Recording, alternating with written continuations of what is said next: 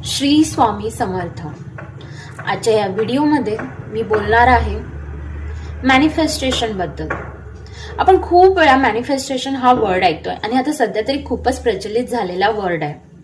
पण मॅनिफेस्टेशन म्हणजे काय हो? अगोदरपासून हे मॅनिफेस्टेशन होतं। थोडक्यात काय की माझं स्वप्न होतं हे घर घ्यायचं आणि हे घर मी घेतलं।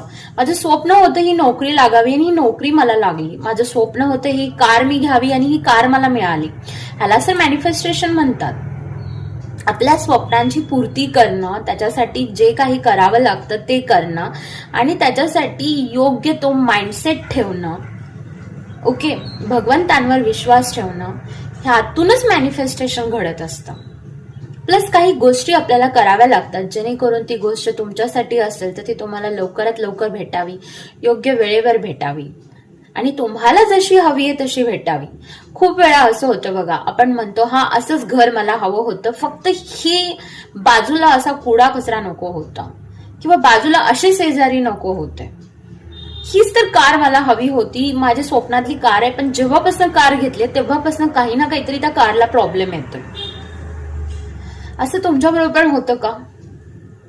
मला इतकेच मार्क हवे होते पण नेमका त्या कॉलेजचा कट ऑफ जास्त पर्सेंटेजला कट झाला, ज्यामुळे मला तिथे ऍडमिशन घेता आलं नाही।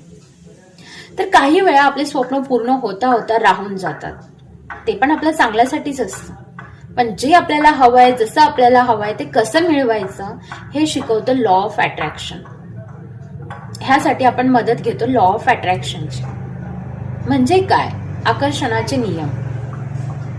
जी दैवीय ऊर्जा आहे त्याबरोबर काम करून कसं स्वतःचे स्वप्न पूर्ण करायचे ह्याबद्दलच मी 5 दिवसाचा एक प्रोग्राम घेऊन आली आहे। तुम्ही पण जॉईन होऊ शकता। ह्याची जी माहिती असेल ती सर्व माहिती मी व्हॉट्सअप ग्रुप आहे त्याच्यामध्ये अपडेट करत जाईन, त्याच्यामध्ये मी पोस्ट करत जाईन, त्याच्यामध्ये सगळं काही तुम्हाला शेअर केलं जाईल।